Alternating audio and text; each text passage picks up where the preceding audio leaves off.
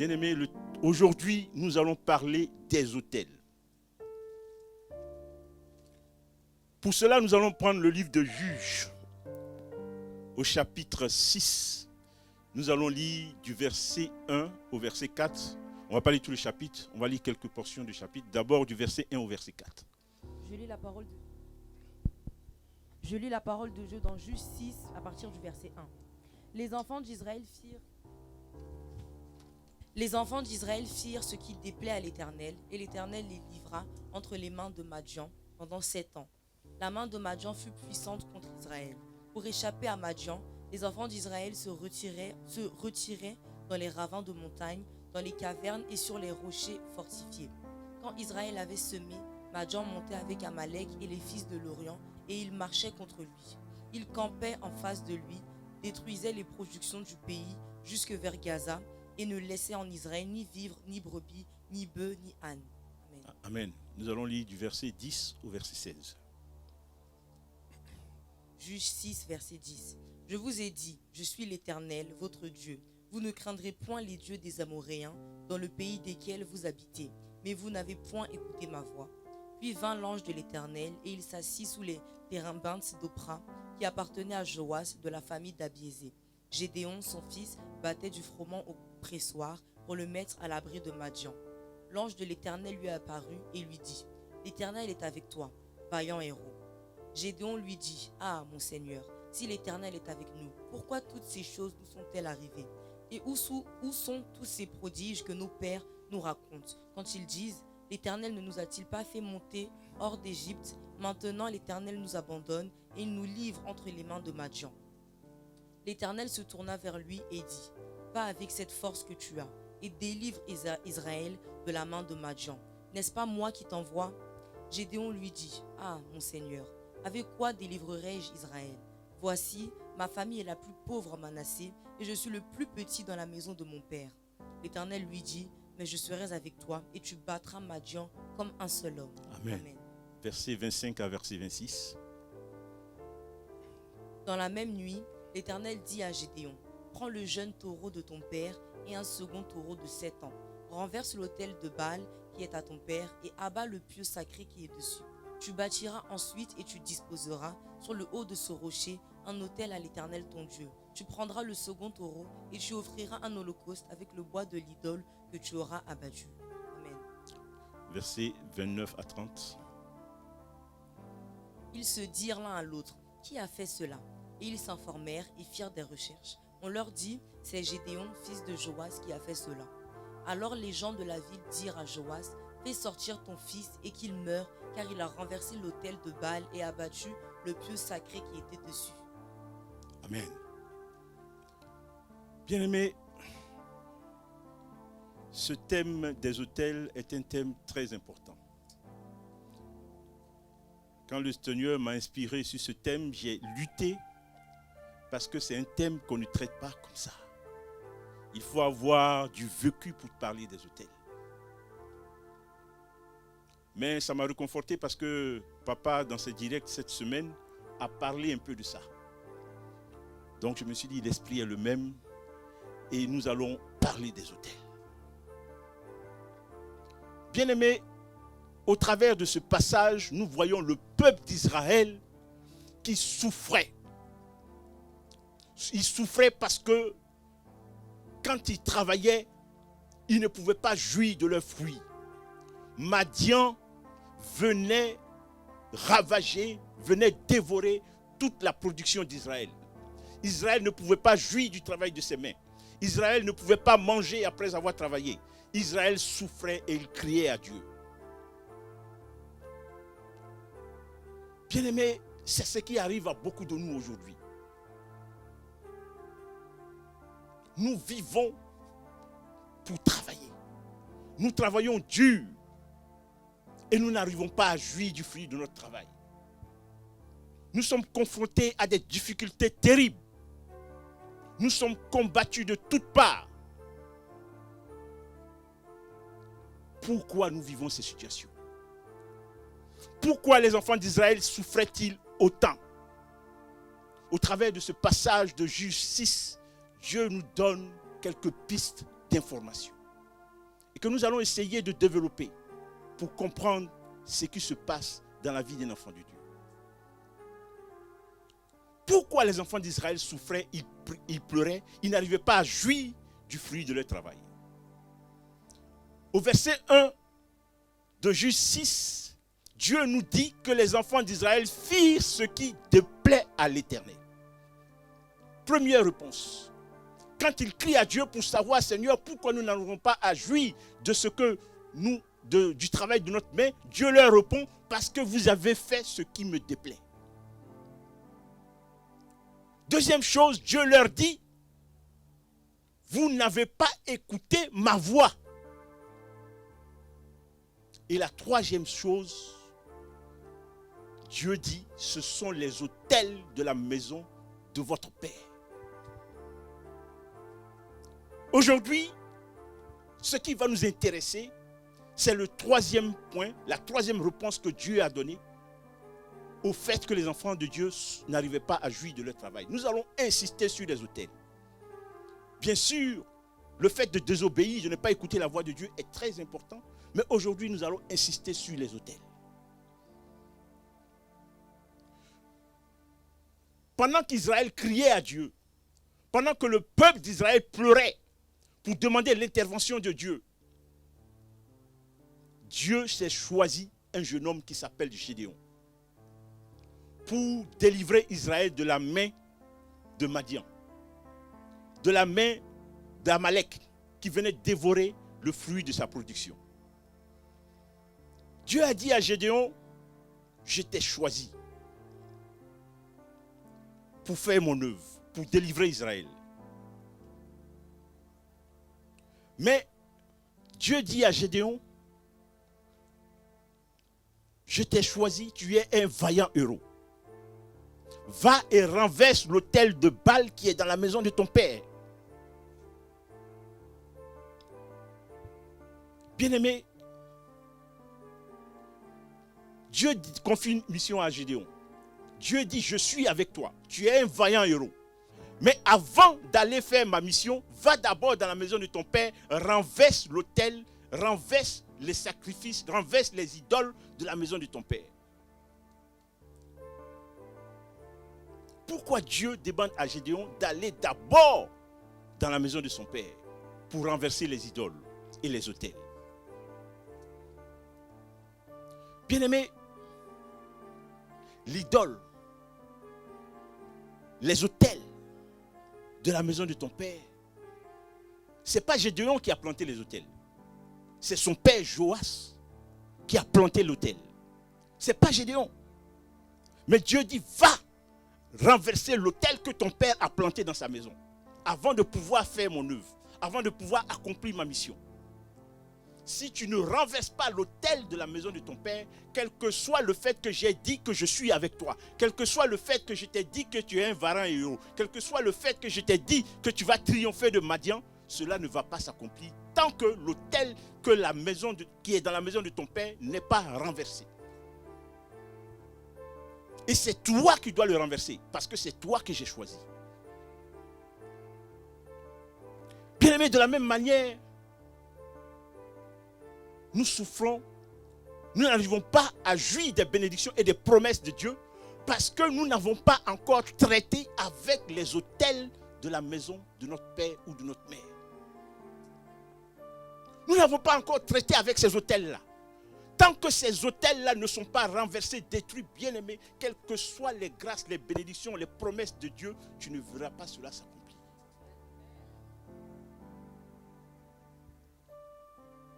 Chaque année, Israël produisait et Madian venait dévorer. Chaque année, Israël produisait, Madian venait dévorer. Bien-aimé,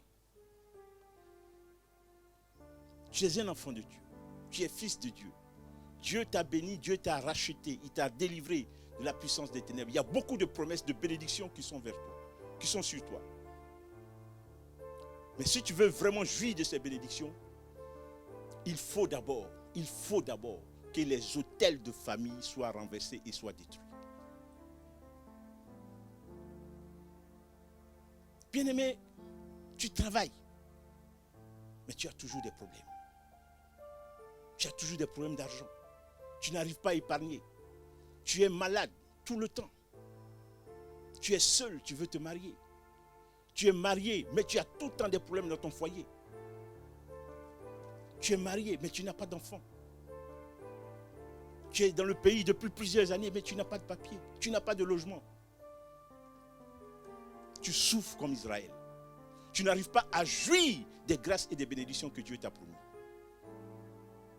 Nous avons vu tout à l'heure que Dieu a donné 3 raisons principales qui font que tu n'arrives pas à jouir de toutes les promesses de Dieu. Donc, ce qui nous intéresse, comme je l'ai dit tout à l'heure, ce sont les autels. Dieu choisit donc Gédéon. Dieu dit à Gédéon, l'Éternel est avec toi. Vaillant héros. Dieu dit à Gédéon, va avec la force que tu as et délivre Israël de la main de Madian. Parce que c'est moi Dieu qui t'ai envoyé. Dieu dit à Gédéon, je serai avec toi et tu battras Madian comme un seul homme. Bien-aimé, malgré tout ce que Dieu a dit sur Madian, malgré tout ce que Dieu vient de dire sur Madian, ces paroles ne peuvent pas s'accomplir dans la vie de Gédéon tant qu'il n'a pas renversé l'autel de Baal qui est dans la maison de son père.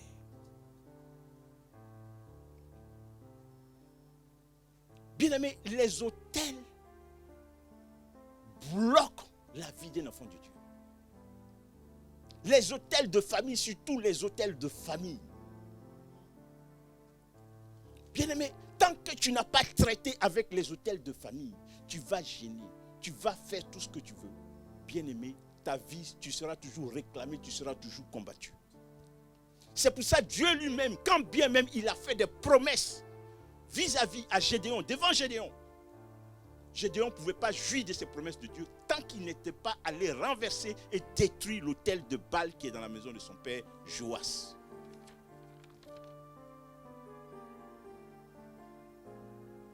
Ce n'est pas Gédéon qui a planté l'autel, c'est son père.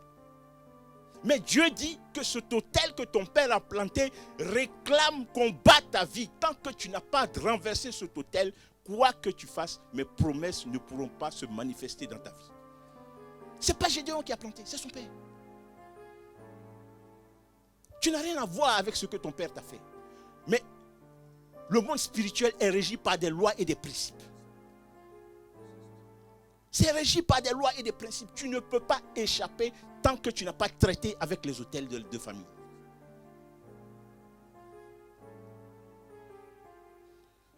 Donc, bien-aimé, aujourd'hui, Dieu veut parler à quelqu'un. Dieu veut amener quelqu'un à sortir de la situation difficile qu'il vit et lui faire comprendre qu'est-ce qui est à la base. Qu'est-ce qui est à la base? Donc beaucoup de gens vivent des situations comme Israël, comme le peuple d'Israël.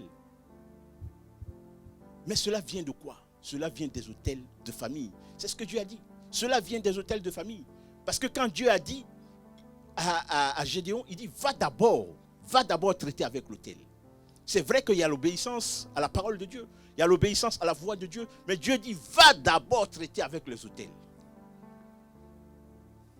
Va d'abord traiter avec les autels. Qu'est-ce qu'un autel? Un autel, c'est un lieu de rencontre entre les êtres spirituels et les êtres humains. C'est ça un autel. Un autel, c'est un lieu de rencontre entre les êtres spirituels et les êtres humains, entre le monde spirituel et le monde matériel. Un autel est un point de contact entre les êtres spirituels qui permettent aux êtres spirituels d'agir dans la vie des êtres humains. Un autel est un point de contact. Un autel donne le droit aux êtres spirituels d'avoir le pouvoir et le contrôle sur la vie des êtres humains. C'est ça un autel. Parce que les êtres spirituels ne peuvent pas agir directement dans le monde matériel sans qu'il n'y ait pas d'autel. Il faut un point de contact pour que les êtres spirituels agissent dans le monde matériel. Et l'autel est leur piste d'atterrissage. L'autel est le point de contact qui leur permet de venir agir dans ta vie de façon positive ou de façon négative. C'est pour ça que Dieu a insisté, va d'abord renverser l'autel de ton père. Parce que c'est l'autel de ton père qui permet aux forces des ténèbres d'agir et de contrôler ta vie.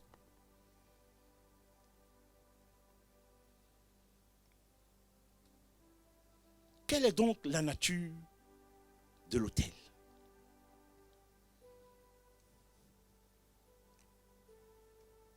Selon le monde spirituel auquel on appartient, si on appartient à Dieu, bien aimé, l'autel est contrôlé par les anges de Dieu. Ce sont les esprits, les anges de l'Éternel qui viennent agir dans l'autel. Maintenant, si l'autel est dédié à Satan, bien aimé, ce sont les esprits des ténèbres qui viennent agir dans l'autel. L'autel peut être n'importe quoi. À l'époque, l'autel pouvait être une pierre, l'autel pouvait être un animal, pouvait être un arbre, l'autel pouvait être un élément de la nature, l'autel pouvait être tout. Aujourd'hui, l'autel, c'est l'argent parce qu'on ne va pas chaque fois tuer des animaux comme à l'époque.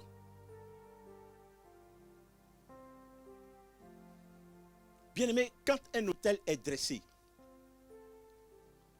et qu'un sacrifice, une offrande est offerte à l'autel, ce qui va permettre à l'autel d'agir, c'est les paroles que tu vas déclarer sur l'autel. C'est les paroles que tu vas déclarer sur l'autel.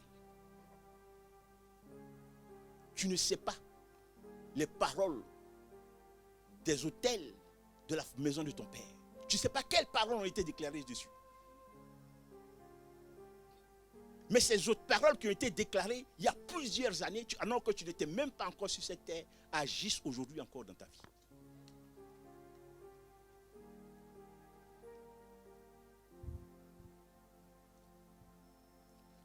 Bien-aimé, Dieu dit à Gédéon, je suis avec toi.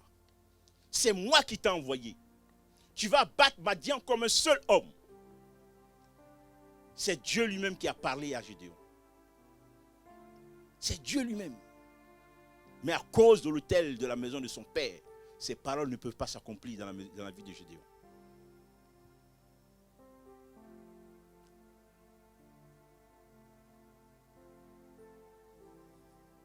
Bien aimé, prenons l'exemple d'Abraham. Abraham, notre père. Dans Genèse 12, versets 1 à 4. Genèse 12, versets 1 à 4. Je lis la parole de Dieu dans Genèse 12, versets 1 à 4. L'Éternel dit à Abraham, va-t'en de ton pays, de ta patrie et de la maison de ton père, dans le pays que je te montrerai. Je ferai de toi une grande nation et je te bénirai. Je rendrai ton nom grand et tu seras une source de bénédiction. Je bénirai ceux qui te béniront et je maudirai ceux qui te maudiront et toutes les familles de la terre seront bénies en toi. Abraham partit comme l'Éternel lui avait dit et Lot partit avec lui. Abraham était âgé de 75 ans lorsqu'il sortit de Charan. Amen. Bien-aimé, de la même manière, Dieu a choisi Abraham. Dieu a béni Abraham. Mais pour que Abraham puisse jouir des bénédictions que Dieu a déclarées sur lui et sur ses descendants, Abraham devait quitter la maison de son père. Abraham devait quitter la maison de son père. Parce que le père d'Abraham, Térak, était un idolâtre. Donc Abraham, pour jouir des bénédictions que Dieu a prononcées sur sa vie, devait quitter la maison de son père. Et c'est ce qu'il a fait. Il a quitté la maison de son père, mais il est parti avec Lot. Il est parti avec Lot, son neveu. Lot n'est pas une idole, mais Lot est le neveu d'Abraham. Donc le sang d'Abraham, le sang du père d'Abraham coule dans le sang de Lot, dans la vie de Lot. Donc Lot est aussi un point de contact des idoles de la maison du père d'Abraham pour agir négativement dans la vie d'Abraham. Bien-aimé, quand Dieu dit de quitter, Dieu ne dit pas seulement de quitter les idoles. Il dit, ça veut dire aussi, quitte les traditions, quitte la manière de penser, quitte la manière d'agir, quitte les mauvais comportements. Ce n'est pas seulement les idoles, quitte tout. Quand Jésus dit soyez transformés par le renouvellement de l'intelligence, c'est ça.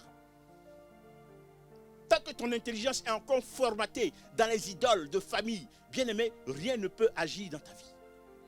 Quitte tout. Abraham a quitté, mais il est parti avec l'autre. Et il a payé les conséquences. Parce que Lot représentait encore les idoles de la maison de son père. Et Lot était un point de contact par lequel les idoles pouvaient agir pour réclamer encore la vie d'Abraham.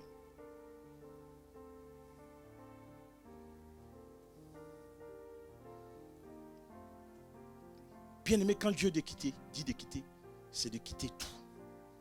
Ne prends rien avec toi. Ne prends rien avec toi. Quitte tout. Lisons Deutéronome 18, versets 10 à 12. Je lis la parole de Dieu dans Deutéronome 18, versets 10 à 12. Qu'on ne trouve chez toi personne qui fasse passer son fils ou sa fille par le feu, personne qui exerce le métier de devin, d'astrologue, d'augure, de magicien, d'enchanteur, personne qui consulte ceux qui évoquent les esprits ou disent la bonne aventure, personne qui interroge les morts. Car quiconque fait ces choses est en abomination à l'Éternel, et c'est à cause de ces abominations que l'Éternel, ton Dieu, va chasser ces nations devant toi. Amen. Amen. Bien-aimé, qu'on ne trouve dans ta maison, dans ta vie, dans ton entourage, personne qui fasse ces choses. Qui consulte les idoles, qui consulte les fétiches, qui consulte les morts, qui fasse de la divination. Qu'on ne trouve personne.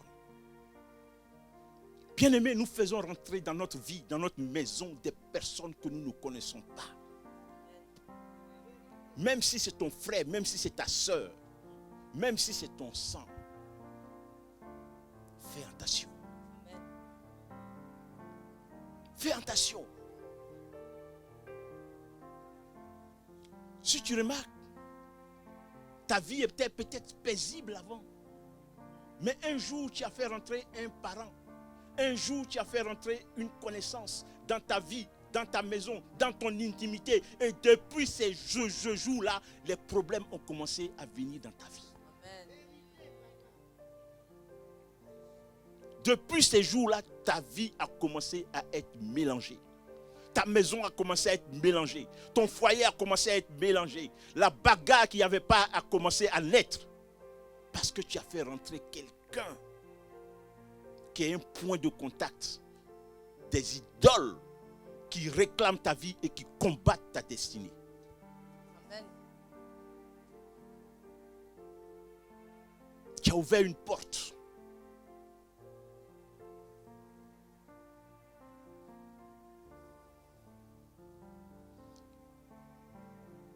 C'est pour ça que Dieu dit, ne fais entrer personne. Personne qui fasse ces choses-là. Parce que toi, tu ne sais pas ce qu'il fait. Donc évite de faire entrer des personnes dont tu n'es pas sûr de la communion avec Dieu dans ton intimité, dans ta vie et dans ta maison.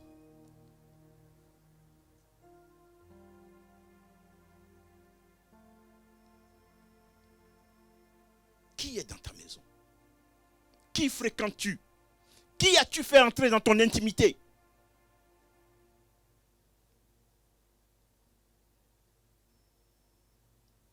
Réfléchis. Tu auras certainement la réponse à la situation que tu vis aujourd'hui.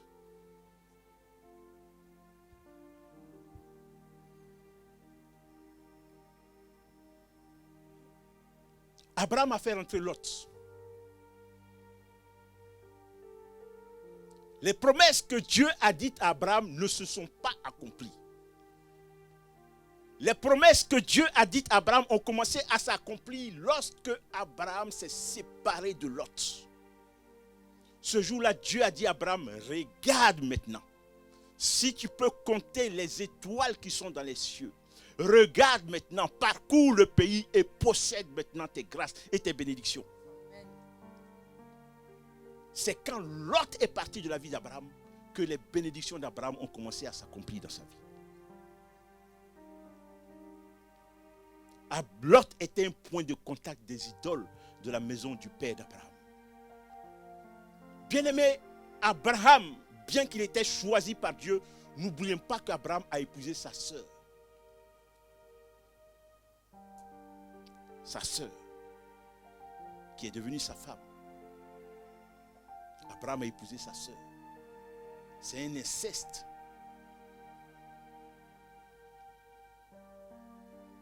Et Lot, parce que lui n'était pas choisi par Dieu, il a subi la réclamation des autels d'inceste qui étaient dans la maison de son père.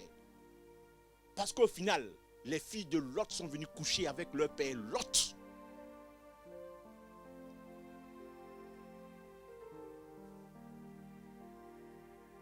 Il y avait des autels d'inceste dans la maison d'Abraham. C'est pas pour rien que les filles de Lot ont couché avec leur père. Quand bien même Sodome et Gomorrhe ont été détruits, toute la population a été détruite, mais à côté de Sodome et de Gomorrhe, il y avait d'autres villes, il y avait d'autres contrées où il y avait des hommes. Mais elles ont trouvé bon de coucher avec leur père. Parce que l'autel de la famille du père d'Abraham et de Lot agissait, réclamait leur vie. Il n'avait pas traité avec cela. Abraham est parti avec Lot.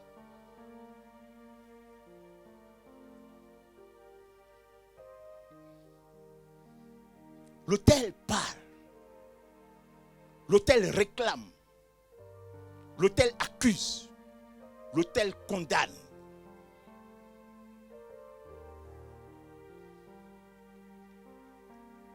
Prenons même l'exemple de Moïse. Lisons Exode 4, versets 24 à 26. Je lis la parole de Dieu dans Exode 4, à partir du verset 24. Pendant le voyage, en un lieu où Moïse passa la nuit, l'Éternel l'attaqua et voulut le faire mourir. Séphora prit une pierre aiguë, coupa la prépuce de son fils et le jeta aux pieds de Moïse en disant : Tu es pour moi un époux de sang. Et l'Éternel le laissa. C'est alors qu'elle dit : Époux de sang, à cause de la circoncision. Amen. Amen. Bien-aimé, Dieu aussi choisit Moïse pour aller en Égypte délivrer son peuple qui est en esclavage sous la main de Pharaon. Pendant que Moïse se met en route pour aller exécuter la mission que Dieu lui a dite, Dieu lui-même envoie son ange pour essayer de tuer Moïse. Pourquoi ? Parce que Moïse n'a pas respecté les termes de l'autel qu'Abraham, son père, a posé quand il a fait alliance avec Dieu. Dieu a dit, quand Abraham a fait alliance avec Dieu, Dieu a dit que le signe de l'alliance de l'autel que nous posons, c'est la circoncision de tous les mâles en Israël. Le fils de Moïse n'était pas circoncis. Et Moïse partait avec son fils faire la mission de Dieu. Il n'a pas respecté les termes de l'alliance de l'autel qu'Abraham a posé avec Dieu. Bien-aimé, en étudiant ce texte, je me suis même posé la question, est-ce que Moïse lui-même était circoncis? Parce que rappelez-vous que Moïse, quand il est né, parce que Pharaon avait fait donner l'ordre de tuer tous les enfants mâles du peuple d'Israël, sa mère a pris Moïse et l'a mis sur les os, et l'enfant bébé a été recueilli par la fille de Pharaon. On reconnaissait les mâles hébreux par le fait que les garçons étaient circoncis. Si Moïse était circoncis quand il a été recueilli par la maison de Pharaon, Pharaon aurait su que cet enfant était un hébreu.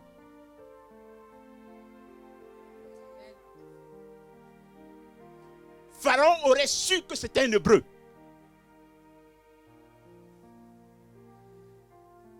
Donc, je pense que Moïse, quand il a été recueilli bébé, n'était pas encore circoncis. Parce que les Juifs avaient, selon la loi rabbinique, de circoncire les enfants 8 jours après leur naissance. Donc, tous les enfants mâles hébreux devaient être circoncis 8 jours après leur naissance. Moïse a été recueilli bébé par la maison de Pharaon. Et c'était le signe qui disait que cet enfant est hébreu ou pas. Donc si Moïse était circoncis, il ne serait pas recueilli par Pharaon. je pense que Moïse n'avait pas les signes de l'alliance. C'est pour ça que Dieu lui-même a essayé de le tuer.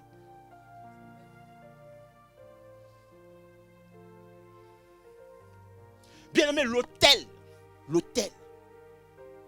Quand un autel est élevé contre ta vie, quand un autel est élevé dans ta famille, quelles que soient les grâces, les bénédictions que tu vas faire, ils vont prononcer sur ta vie, quels que soient les temps de jeûne et de prière, tant que tu n'as pas traité avec l'autel, bien aimé, ta vie ne peut pas avancer. Ta vie ne peut pas avancer.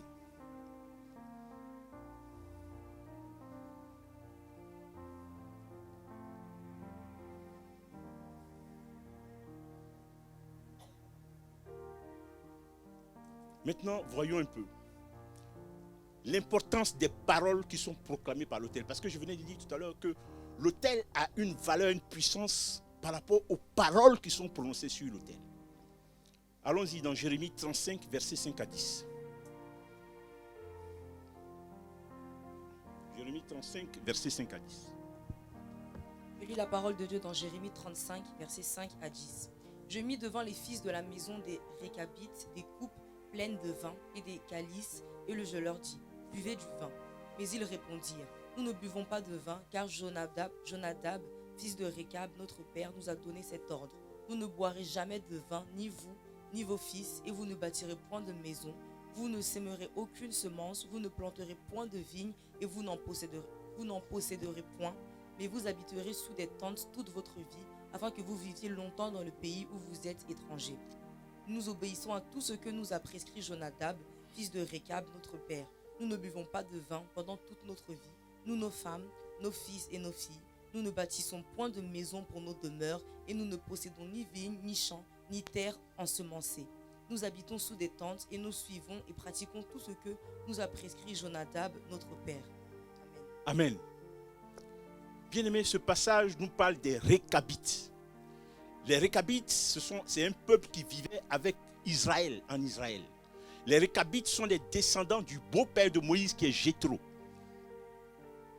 Donc ils vivaient ensemble avec Israël, avec le peuple de Dieu. Mais la Bible nous dit au travers de ce passage que les Récabites avaient leur père, leur aïeul, qui s'appelait Jonadab.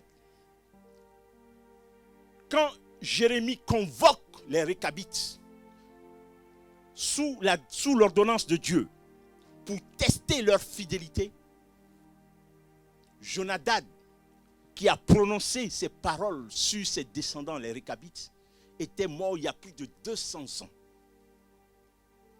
Donc plus de 200 ans après, les Récabites qui sont convoqués par le prophète Jérémie pour tester leur fidélité à ce que leur père Jonadab a déclaré sur ses descendants, ces paroles agissent encore dans la vie des Récabites. Jonadab, l'ancêtre, l'aïeux des Récabites, a dit que moi, mes descendants, ne doivent pas boire du vin. Moi, mes descendants, ne doivent pas bâtir des maisons. Moi, mes descendants, ne doivent pas posséder une plantation. Ils ne doivent pas être des agriculteurs. Moi, mes descendants, doivent vivre comme des nomades.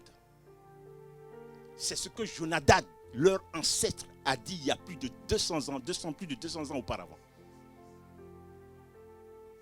200 ans après, ses descendants sont sous le coup de cette parole que Jonadab a déclarée. Aucun Récabite ne pouvait vivre dans une maison. Aucun Récabite n'avait le droit de boire du vin. Aucun Récabite n'avait le droit de posséder une plantation, d'être un agriculteur.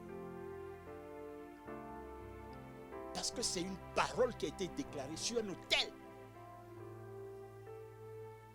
Donc tous ceux qui vont essayer de bâtir une maison vont être combattus par les esprits qui viennent de cet autel.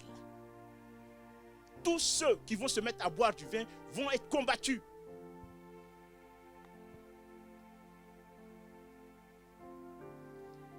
Les Récabites ont dit au prophète Jérémie, notre père Jonadab a dit que nous, on ne doit pas boire du vin. Donc on refuse de boire du vin que tu nous as donné, même si tu es un prophète de Dieu.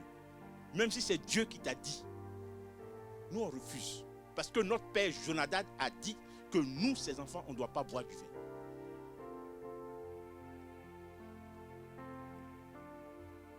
Un peuple qui n'était pas le peuple de Dieu, qui était fidèle aux traditions de la maison de leur père. Ils ont refusé. Parce que Jonadab, leur père, a dit, si vous buvez du vin, si vous bâtissez des maisons, si vous possédez des plantations, vous n'allez pas vivre longtemps. Donc à ces interdictions, il y avait une condamnation qui était liée à ces interdictions.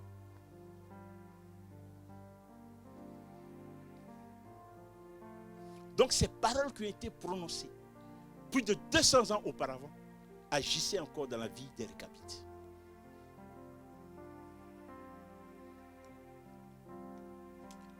Les enfants de Jonadab ne pouvaient pas bâtir. Celui qui essaie de bâtir une maison, il ne va pas vivre longtemps. Celui qui essaie de posséder une plantation, il ne va pas vivre longtemps.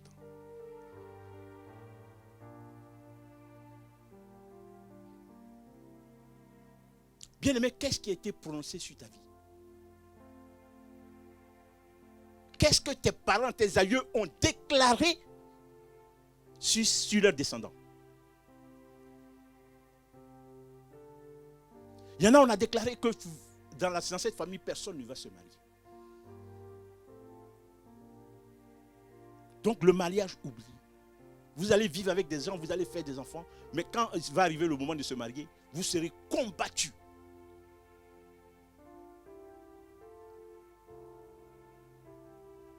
Il y en a, vous n'allez pas avoir d'enfants.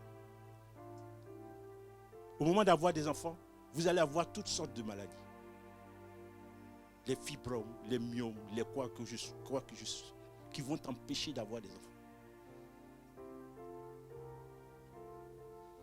Il y en a, vous ne devez pas construire une maison. Le jour où tu vas acheter un terrain, tu vas commencer à construire, tu seras combattu, tu seras malade, tu vas perdre ton travail, tous tes revenus, toutes tes sources de revenus vont disparaître. Tu ne vas même pas comprendre pourquoi.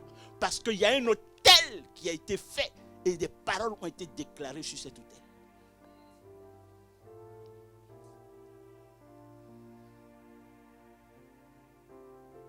C'est pour ça que Dieu a dit, tant que tu ne traites pas Gédéon avec l'autel de la maison de ton père, tu ne peux pas jouir des bénédictions et des promesses que j'ai déclarées sur ta vie.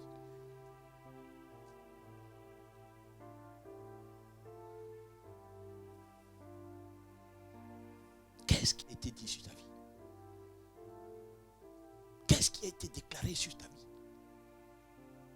Quelles paroles tes parents, tes arrière-parents ont déclarées qui aujourd'hui te combattent?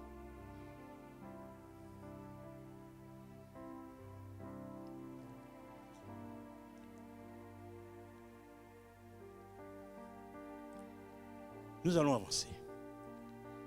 L'autel est le moyen pour obtenir la victoire sur le plan spirituel. L'autel est un moyen, est le moyen le plus efficace pour obtenir la victoire sur le plan spirituel.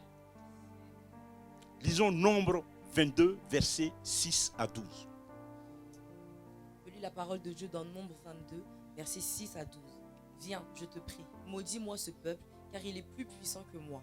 Peut-être ainsi pourrais-je le battre et le chasserai-je du pays, car je sais que celui que tu bénis est béni, et que celui que tu maudis est maudit. Les anciens de Moab et les anciens de Madian partirent, ayant avec eux des présents pour le devin. Ils arrivèrent auprès de Balaam et lui rapportèrent les paroles de Balak. Balaam leur dit, passez ici la nuit, et je vous donnerai réponse d'après ce que l'Éternel me dira. Et les chefs de Moab restèrent chez Balaam. Dieu vint à Balaam et dit, qui sont ces hommes que tu as chez toi? Balaam répondit à Dieu, Balak, fils de Tsippor, roi de Moab, les a envoyés pour me dire, voici, un peuple est sorti d'Égypte et il couvre la surface de la terre. Viens donc, maudis-le, peut-être ainsi pourrais-je le combattre et le chasserai-je. Dieu dit à Balaam, tu n'iras point avec eux, tu ne maudiras point ce peuple, car il est béni. Amen. Bien-aimé, Israël, le peuple de Dieu, vient sur le territoire de Moab. Moab attend que le peuple d'Israël est en train de venir vers lui. Le roi de Moab, il sait qu'Israël est plus fort que lui. Il sait qu'il ne peut pas vaincre Israël physiquement. Pour vaincre Israël, il sait que la seule façon pour lui de vaincre Israël, c'est de combattre Israël, de vaincre Israël sur le plan spirituel. Donc, de maudire Israël, d'envoûter Israël, d'ensorceler Israël. Donc, il fait appel à Balaam pour venir maudire Israël pour que lui, il puisse avoir la victoire sur Israël. Parce qu'il sait que quoi d'accord, il ne peut pas vaincre Israël. Donc, l'autel est le moyen. Quand tu ne peux pas combattre quelqu'un de face, tu utilises l'autel pour le combattre d'abord sur le plan spirituel, alors tu auras la victoire sur le plan matériel. C'est ce que Balaam a fait.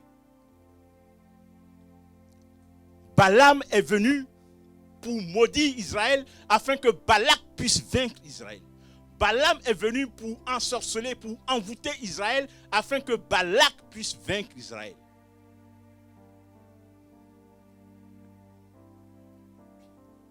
Balaam utilise la sorcellerie. Balaam utilise l'envoûtement.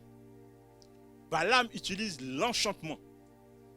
Balaam utilise tous les pièges mystiques, tous les sortilèges pour vaincre Israël.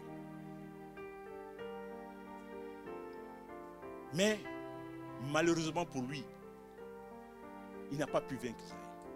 Bien-aimé, Balaam a utilisé toute la puissance des autels pour vaincre Israël. Balaam a fait au moins 3 autels.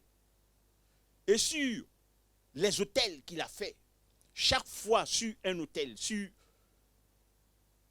il y a 7 autels différents. Et sur chaque autel différent, Balaam sacrifie un taureau et un bélier.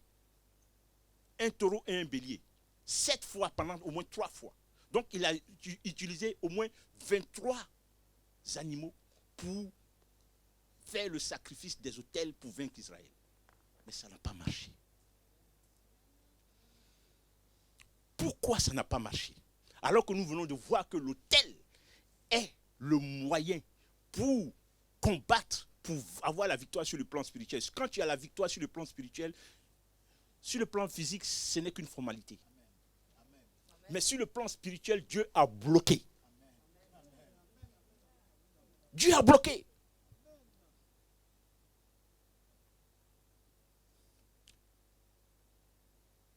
Dieu a bloqué l'autel de Balaam. Balaam n'était pas n'importe qui. Balaam lui-même, il dit que je suis l'œil, la bouche de Dieu. Je suis celui qui a les yeux ouverts. Mes yeux sont les yeux de Dieu. Ce que je dis, ce que je vois, ça vient de Dieu. Ce que je vois, ce que je dis, c'est ce qui arrive. C'est pour ça que Balak allait chercher Balaam. Parce que tout ce que Balaam dit, ça s'accomplit. Mais avec Israël, Balaam n'a pas pu ensorceler, envoûter Israël. Amen. Il n'a pas pu. Il a fait tout ce qu'il fallait, mais il n'a pas pu. Il a sacrifié des animaux. Généralement, à l'époque, on sacrifiait des animaux. Pourquoi? Parce que le sang est le meilleur canal, est le meilleur point de contact pour que le monde spirituel agisse sur le monde matériel. Le sang. C'est pour ça qu'on sacrifiait les animaux. Parce que le sang est le meilleur point de contact. Quand le sang est versé, le monde spirituel s'agite. Le monde spirituel a la capacité d'agir avec efficacité. Amen. Sur le monde terrestre.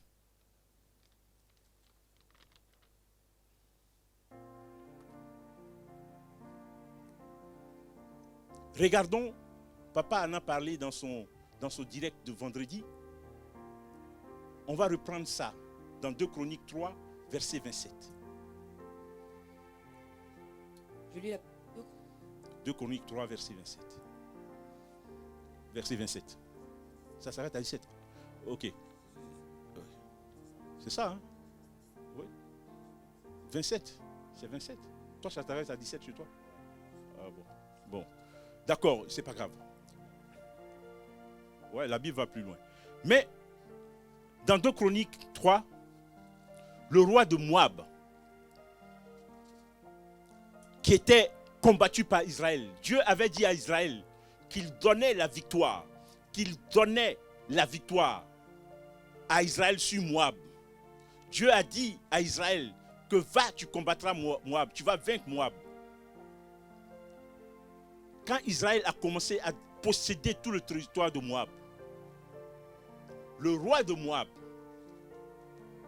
voyant sa mort arriver, voyant qu'il sera tué par le peuple d'Israël, pour sauver sa vie, qu'est-ce qu'il fait? Il lève un autel.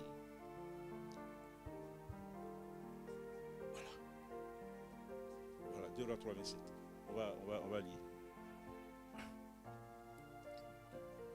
Je lis la parole de Dieu dans 2 Rois 3, verset 27. Il prit alors son fils premier-né, qui devait régner à sa place, et il l'offrit en holocauste sur la muraille. Et une grande indignation s'empara d'Israël, qui s'éloigna du roi de Moab et retourna dans son pays. Amen. Donc, quand le roi de Moab a vu qu'il allait mourir, qu'Israël allait le tuer, pour sauver sa vie, qu'est-ce qu'il a fait? Il a fait un autel. Il a élevé un autel. Sur l'autel, un autel ne peut pas être élevé sans qu'il n'y a pas de sacrifice, sans qu'il n'y a pas d'offrande.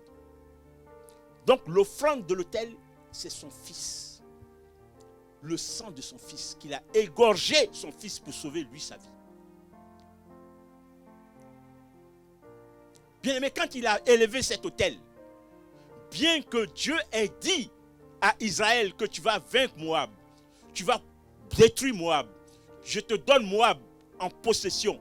Le fait que le roi de Moab ait élevé cet autel, il a fait le sacrifice suprême, égorgé son fils. Le sang de son fils a coulé sur cet autel. Qu'est-ce que ça a provoqué chez le peuple d'Israël? À qui pourtant Dieu avait donné la victoire? Ça a créé chez eux l'indignation. Tellement l'acte était odieux, tellement l'acte était affreux, ça a créé dans leur tête, dans leur esprit l'indignation. Et ce qui les a menés à abandonner la victoire que Dieu leur avait pourtant donnée. Donc l'autel du roi de Moab a combattu la victoire du peuple d'Israël.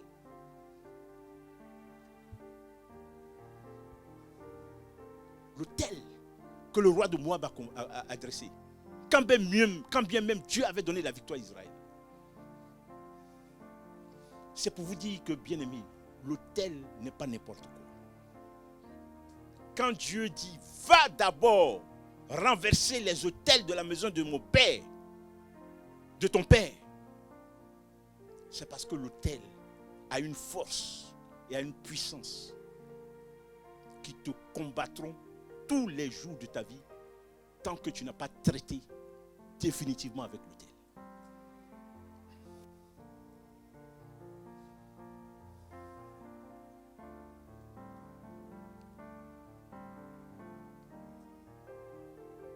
Bien-aimé, le roi de Moab a versé le sang.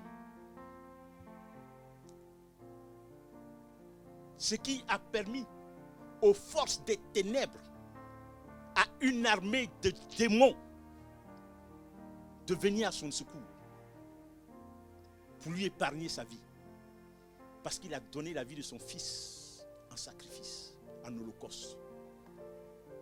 Comme je vous disais, l'autel permet aux esprits de venir agir dans ta vie de façon favorable ou défavorable. Donc le fait qu'il a offert son fils, le sang de son fils en sacrifice, ça a déchaîné une armée de démons qui sont venus à son secours. Et ça a créé une indignation sur le peuple d'Israël qui a abandonné sa victoire.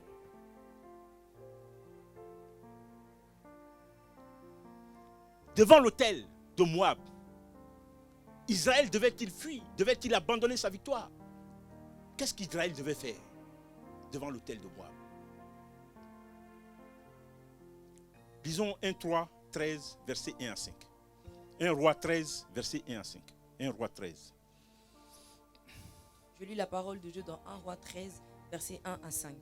Voici, un homme de Dieu arriva de Juda à Béthel par la parole de l'Éternel, pendant que Jéroboam se tenait à l'autel pour brûler des parfums. Il cria contre l'autel par la parole de l'Éternel, et il dit, « Autel, autel, ainsi parle l'Éternel. Voici, il naîtra un fils à la maison de David, son nom sera Josias, et il immolera sur toi les prêtres des hauts lieux qui brûlent sur toi des parfums, et l'on brûlera sur toi des ossements d'hommes. » Et le même jour, il donna un signe, en disant, « C'est ici le signe que l'Éternel a parlé.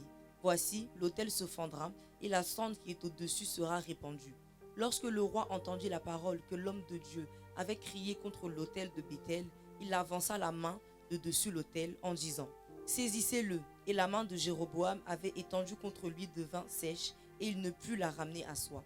L'autel se fendit, et la cendre qui était dessus fut répandue, selon le signe qu'avait donné l'homme de Dieu par la parole de l'Éternel.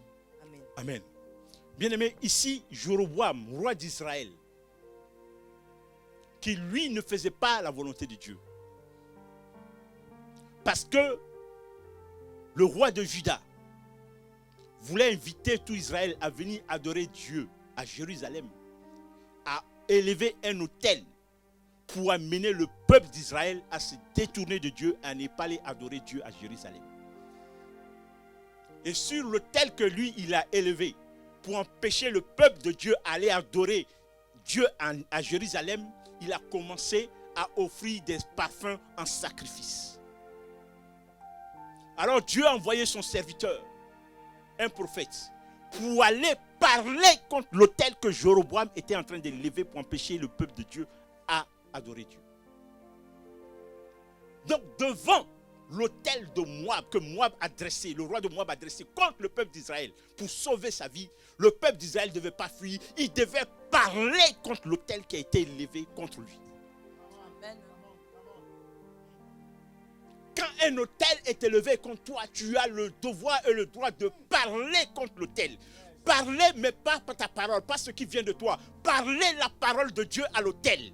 Parce que quand un autel est élevé contre toi, l'autel ne peut obéir qu'à la voix de Dieu, pas à la voix de quelqu'un d'autre. Amen.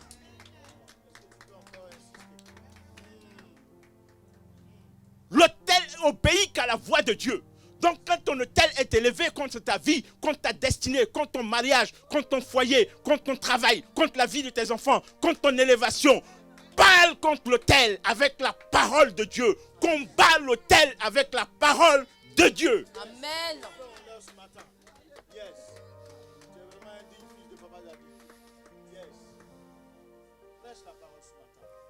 Bien-aimé, l'autel écoute deux voix. La voix de celui qui a fait l'autel et la voix de Dieu. L'autel n'écoute aucune autre voix. Donc quand tu dois parler contre un autel, parle la parole de Dieu à l'autel. Et l'autel va s'exécuter. Amen. Parle la parole de Dieu à l'autel. Le prophète qui est venu parler contre l'autel de Jéroboam, il a dit ainsi parle l'Éternel. Amen. Autel, autel, autel, écoute la parole de Dieu. Autel, écoute la parole de l'Éternel. Et l'autel que Jéroboam a dressé, Dieu a dit au travers de son serviteur que cet autel que tu as élevé pour empêcher les enfants de Dieu d'aller adorer à Jérusalem, cet autel-là va voir le corps, la chair et le sang de tes prêtres sur cet autel-là.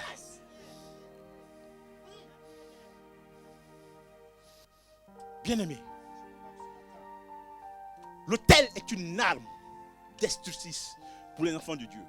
Mais Dieu nous donne les moyens de combattre l'autel. Amen. Dieu nous donne les moyens de combattre l'autel. Amen.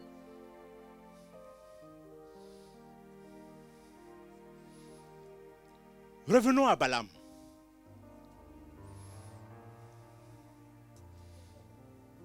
Alléluia. Amen, amen. Amen. Tu es béni ce matin. Amen, amen. Que le Seigneur bénisse.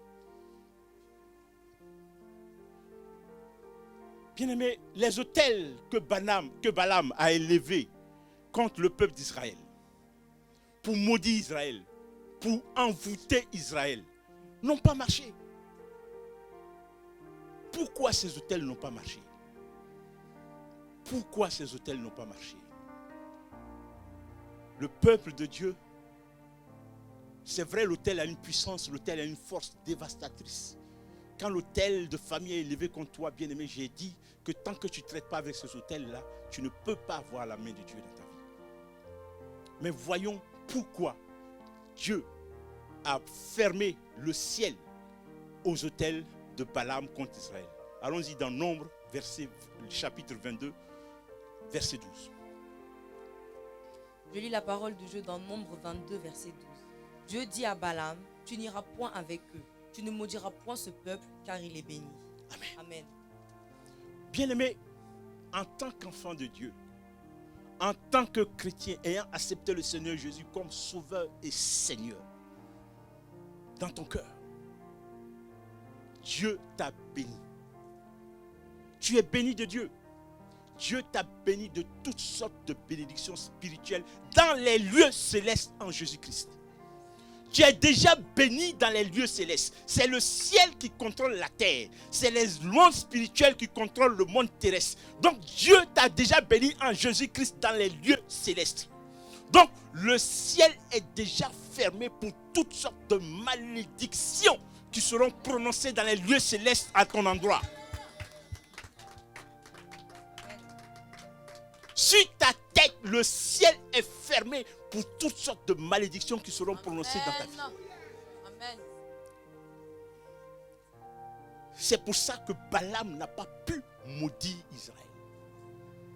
Parce qu'Israël était déjà béni dans les lieux célestes.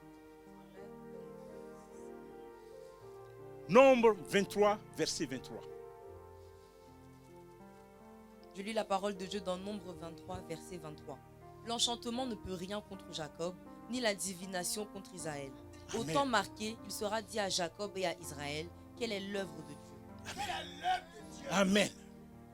L'envoûtement, la divination, l'enchantement ne peut rien contre Jacob. Amen. Qui est Jacob? Qui est Jacob? Jésus dit, je vous ai racheté de la malédiction de la loi.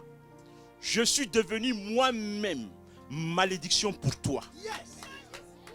Afin que la bénédiction d'Abraham s'accomplisse dans ta vie. Amen, amen, amen. Sois béni, maman. Amen. Afin que la bénédiction d'Abraham s'accomplisse dans ta vie. Donc aujourd'hui, Jacob c'est toi. Israël c'est toi. Israël c'est toi. Amen. Jacob c'est toi. Amen. Parce que Jésus-Christ t'a racheté de la malédiction que la loi avait sur ta vie. Jésus-Christ est devenu malédiction pour toi.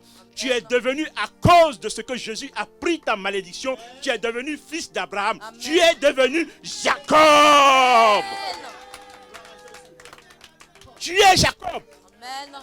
Parce que tu es Jacob, l'enchantement, la divination, la sorcellerie ne peut rien contre toi aujourd'hui, ne peut rien contre toi demain, au nom de Jésus.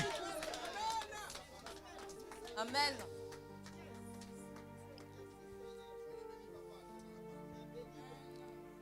Nombre 23, verset 21. J'ai eu la parole de Dieu dans Nombre 23, verset 21.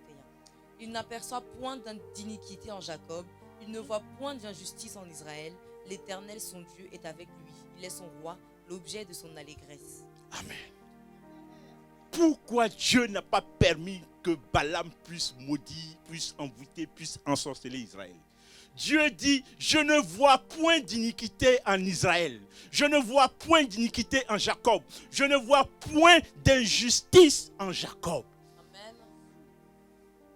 Bien-aimé, parce que tu as accepté le Seigneur Jésus comme sauveur et Seigneur, le sang de Jésus-Christ t'a lavé dans ton âme, dans ton esprit, dans ton corps. Le sang de Jésus a effacé tes péchés. Le sang de Jésus a ôté ton iniquité. Quand Dieu te voit aujourd'hui, il ne voit plus le péché. Il voit Jésus parce que c'est le sang de Jésus qui est en toi. Et dans le sang de Jésus se trouve l'âme de Jésus. Quand Dieu te regarde, il voit Jésus. Il ne voit pas d'iniquité. Il ne voit pas d'injustice. C'est pour cela que personne ne pourra te maudire. Personne ne pourra t'envoûter. Personne ne pourra t'ensorceler. Il n'y a point d'injustice en toi. Il n'y a point d'iniquité en toi. À cause du sang de l'agneau. Dieu dit, je ne vois pas de péché en Jacob. Je ne vois pas d'injustice en Jacob. Pourquoi tu veux le maudire? Tu pourras le maudire que lorsque je revis le péché et l'injustice en Jacob. Tant que je ne vois pas de péché, tant que je ne vois pas d'injustice, tu ne peux pas maudire et ensorceler Jacob. Tu ne peux pas.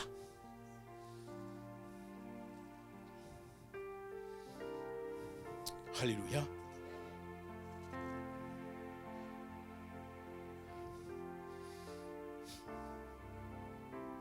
Lisons Nombre 31. Lisons Nombre 31, verset 16. Je lis la parole de Dieu dans Nombre 31, verset 16. Voici, ce sont elles qui, sur la parole de Balaam, ont entraîné les enfants d'Israël à l'infidélité envers l'Éternel dans l'affaire de Péor. Et alors éclata la plaie dans l'assemblée de l'Éternel. Amen. Bien-aimé, Dieu a dit pourquoi Balaam ne pouvait pas maudire Israël. Parce qu'il ne voit pas d'injustice, il ne voit pas d'iniquité, il ne voit pas de péché en Israël. Balaam, c'est un homme de Dieu. Balaam, ce n'est pas un prophète de Baal. À l'origine, Balaam, c'est un prophète de Dieu. Parce que c'est lui qui disait la parole de Dieu. C'est lui qui voyait ce que Dieu voulait qu'il voie. C'est Dieu qui a ouvert ses yeux. Mais à cause de l'argent, de l'amour de l'argent, Balaam a voulu maudire Israël. Quand bien même Dieu le lui avait interdit. Donc Balaam connaissait la parole de Dieu. Balaam savait que c'était parce que Dieu ne voyait pas l'injustice, que c'est parce que Dieu ne voyait pas le péché en Israël qu'il ne pouvait pas maudire Israël. Donc Balaam va utiliser une stratégie pour que Dieu puisse enfin maudire Israël. Pour qu'il puisse combattre Israël. Bien aimé, tant que Dieu ne voit pas de péché, personne ne peut te toucher. Mais à partir du moment où Dieu voit le péché, sa main est éloignée de toi. Sa couverture spirituelle est éloignée de toi. Et tu es livré au monde des ténèbres. Amen. C'est ce que Balaam a fait. Balaam allait chercher les filles de Madian pour venir séduire les hommes d'Israël. Pour que les hommes d'Israël couchent avec les filles de Madian. Et quand les filles de Madian sont venues pour séduire les hommes d'Israël, ils se sont laissés séduire. Ils ont couché avec elles. Alors que Dieu leur a dit de ne pas coucher avec les femmes étrangères. Dieu leur a dit de ne pas coucher avec les femmes étrangères. Dieu leur a dit, il les a prévenus. Quand ils sont allés coucher avec les femmes étrangères, quand ils ont désobéi à la parole de Dieu, par l'inceste, par l'impudicité, par l'adultère, ils ont ouvert une porte au monde des ténèbres. Le péché est entré. Et quand Dieu les regardait désormais, il voyait le péché. Il voyait l'iniquité. Donc sa main n'était plus sûre. Et le monde des ténèbres a pu les frapper. Il est dit dans la parole de Dieu que le même jour qu'ils ont péché, 24 000 hommes sont morts en Israël. 24 000 en une seule journée. À cause du péché. Parce que Dieu a vu le péché en nous. Dieu a enlevé sa couverture spirituelle. Dieu a enlevé sa main. Et le monde des ténèbres a pu les frapper. Bien-aimé, quand le diable sait qu'il ne peut pas te combattre, il utilise les autels, il utilise les sortilèges, il utilise tout ce qu'il veut sur le plan spirituel pour te combattre, il n'arrive pas. Il va utiliser tes points faibles. Il connaît tes points faibles. Il connaît tes faiblesses. Il connaît où tu peux tomber. Il va utiliser tes points faibles pour te nuire, pour te détruire.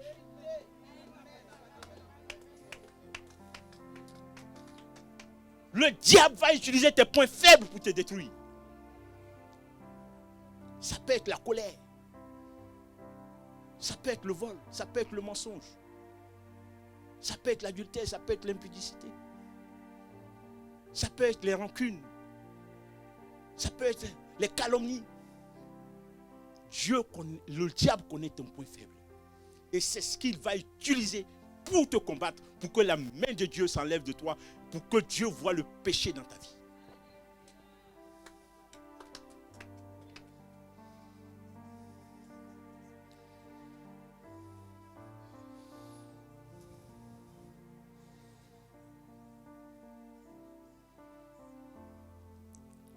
Bien-aimé, désormais, quand Dieu voyait Israël, il voyait le péché, il voyait l'iniquité, il voyait l'injustice.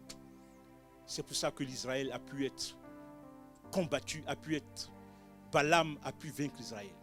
Parce qu'il a utilisé la ruse et la séduction pour venir à bout de son plan. Il a réussi finalement. Il a utilisé tous les armes mystiques qu'il n'a pas pu. Mais il a utilisé le point faible d'Israël. Il a utilisé les femmes. Et ils ont fait chuter Israël. Bien-aimé, Dieu, notre Père, il t'aime. Il veut que tu vives pour le louer, pour l'adorer, pour le servir. Il veut ton bonheur. Quand bien même les autels sont une âme redoutable, bien-aimé, Dieu a dit qu'il ne voit pas d'injustice et d'iniquité en toi. Parce que tu es Jacob, tu es Israël. Mais n'ouvre pas la porte à l'ennemi. N'ouvre pas la porte à l'ennemi. N'ouvre pas la porte au péché. N'ouvre pas la porte, s'il te plaît. N'ouvre pas la porte. Parce que si tu laisses le diable entrer, il ne va pas te faire de cadeau. Il ne va pas te faire de cadeau. Le diable, souvent, il va te laisser le temps. Peut-être, le diable sait que si tu pèches, tu as la possibilité de reconnaître ton péché, de te repentir et d'invoquer le sang de Jésus pour te laver, pour te justifier. Mais si le diable sait que tu es une menace pour son camp, pour son royaume, si tu laisses ouvrir une porte, le diable ne va pas te laisser le temps de te repentir. Il va te frapper pour que tu meurs. Parce qu'il sait que tu es une menace pour son royaume. Parce qu'il sait que Dieu t'utilise. Parce qu'il sait que Dieu est avec toi.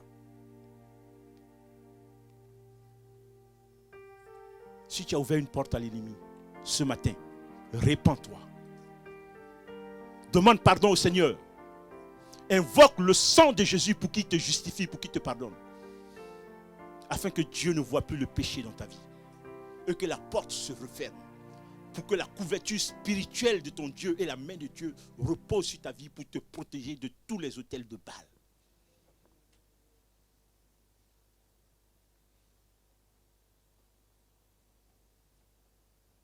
Bien-aimés, revenons à notre texte principal de Juge 6.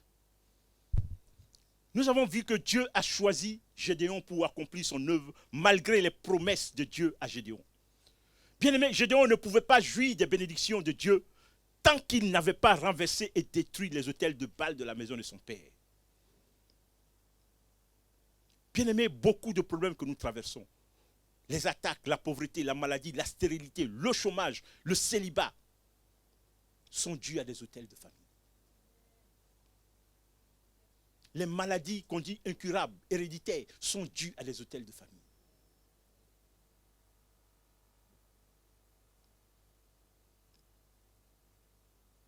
Bien-aimés, c'est pour ça qu'il faut renverser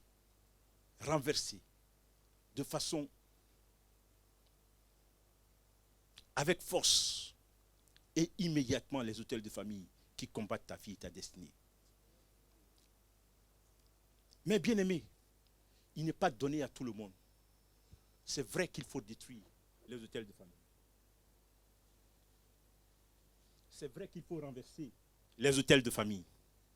Mais bien aimé, il n'est pas donné à tout le monde de le faire.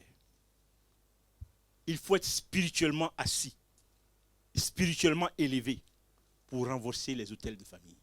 Ce n'est pas une opération qui est donnée à tout le monde de le faire. Bien aimé, ne jouez pas avec les autels de famille. Si tu vois que ta vie est bizarre, ce n'est pas parce qu'on a prêché cet évangile que tu vas t'élever pour aller dire je vais renverser les autels de famille. Viens voir ton papa, viens voir l'homme de Dieu. Il va prier avec toi pour renverser les autels de famille. C'est pour ça qu'il a instauré les séances de délivrance pour que vous puissiez combattre ces autels-là.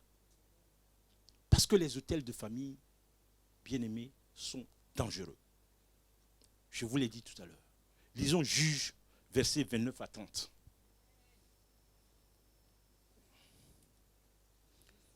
« 29 à 30. Juge 6, 29 à 30.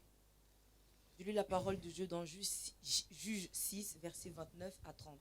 Ils se dirent l'un à l'autre qui a fait cela.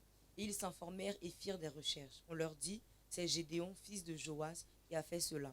Alors les gens de la ville dirent à Joas, fais sortir ton fils et qu'il meure, car il a renversé l'autel de Baal et abattu le pieu sacré qui était dessus.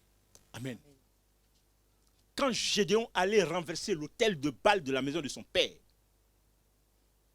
les gardiens de l'autel sont venus pour le faire mourir, pour le tuer. C'est pour cela que je vous disais tout à l'heure que si tu n'es pas spirituellement assis, ne te lève pas pour dire que tu vas aller renverser l'autel de famille de ta maison de ton père. Parce que les gardiens de l'autel vont te combattre de façon farouche. De façon farouche. N'importe qui ne détruit pas un autel. N'importe qui ne détruit pas un autel. C'est pour ça que même ce message, quand Dieu m'a dit de parler de ce message, j'ai hésité, j'ai combattu, mais Dieu m'a dit, vas-y, je suis avec toi. Amen. Parce que le message des autels, c'est un message très dangereux. C'est un missile pour l'enfer. Donc, ne vous levez pas pour dire oui, parce qu'on a prêché, je vais aller détruire l'autel de la maison de mon père. Non. Viens voir l'homme de Dieu, viens voir ton papa. Il va prier avec toi. Et sous son autorité, tu pourras combattre l'autel de la maison de ton père.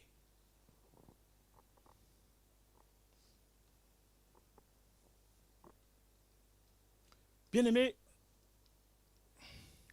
Gédéon a failli mourir parce qu'il a renversé l'autel de la maison de son père. Mais Dieu l'a gardé, l'a protégé, parce que c'est Dieu lui-même qui l'avait inspiré d'aller le faire. Il n'est pas élevé comme ça pour aller le faire. Voilà. C'est pour ça que je vous dis, soyez sous l'autorité de l'homme de Dieu pour faire ces combats-là. Ce ne sont pas des combats qui sont à votre niveau. Parce que les gardiens de l'autel sont des puissances démoniaques terribles qui vont vous combattre.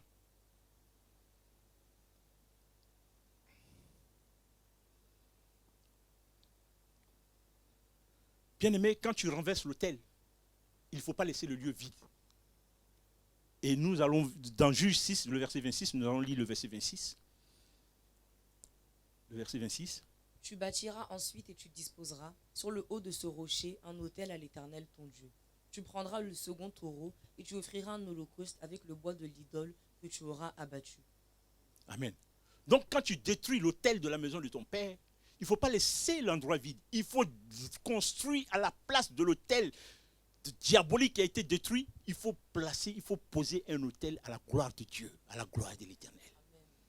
Donc quand tu détruis un autel, il faut toujours reconstruire, rebâtir l'autel de Dieu. Il faut toujours rebâtir l'autel de Dieu. Parce que la nature a horreur du vide. Si tu renverses, que tu ne rebâtis pas un autel de Dieu, l'ennemi va revenir, s'installer. Donc l'autel de Dieu que tu vas rebâtir dans ta vie va combattre définitivement les autels de la maison de ton Père. Nous allons conclure.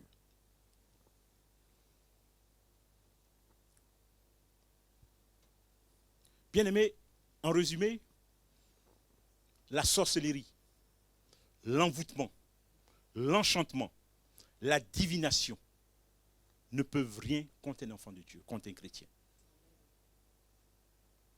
Tant que Dieu ne voit pas le péché dans ta vie. Donc, la sorcellerie, l'envoûtement, l'enchantement ne peuvent rien contre ta vie. Virgule, tant que Dieu ne voit pas de péché dans ta vie. Ensuite, point. Voilà. Parce que souvent, on prend ce qui nous arrange. On dit, oui, l'enchantement, la divination, la sorcellerie ne peuvent rien contre moi parce que je suis un enfant de Dieu. Mais ce qu'il y a derrière là, est-ce que tu as lu? Tant que Dieu ne voit pas de péché dans ta vie. La sorcellerie, l'envoûtement, la divination ne peuvent rien contre toi tant que Dieu ne voit pas de péché dans ta vie.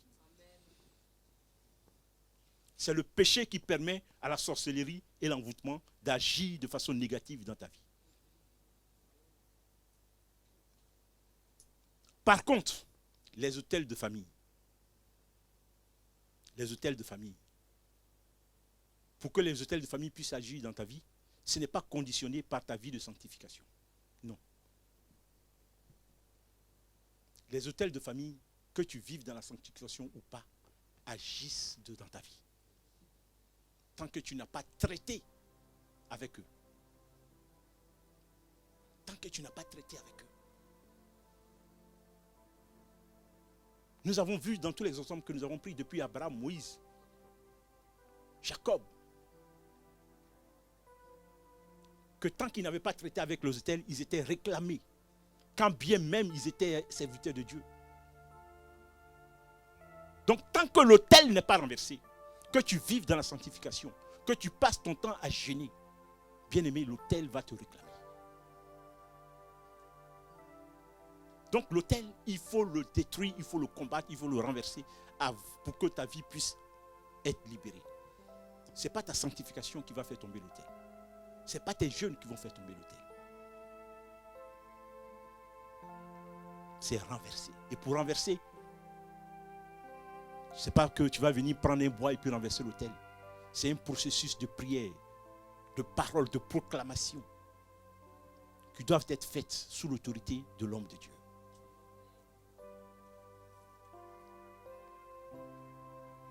Donc, l'autel,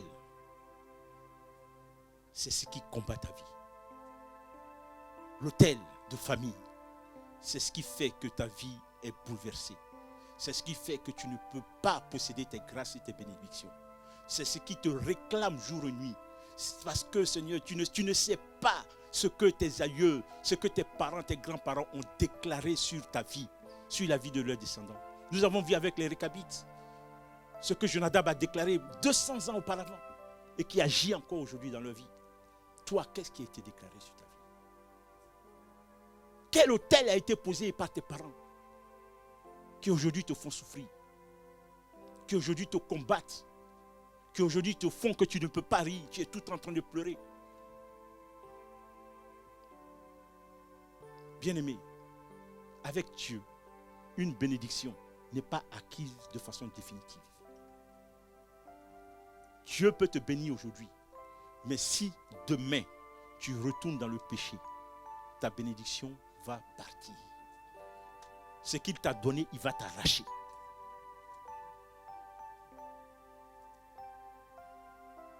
Parce que même si tu renverses l'autel,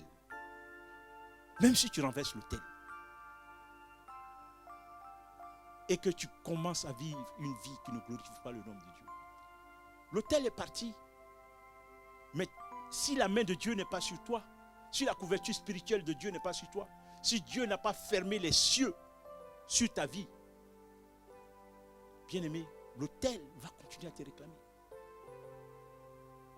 Parce que l'autel ne peut pas agir tant que le ciel, Dieu a fermé le ciel, comme il a fait à Balaam, quand Balaam voulait maudire Israël, afin que les bénédictions, les malédictions de Balaam ne puissent pas agir sur Israël.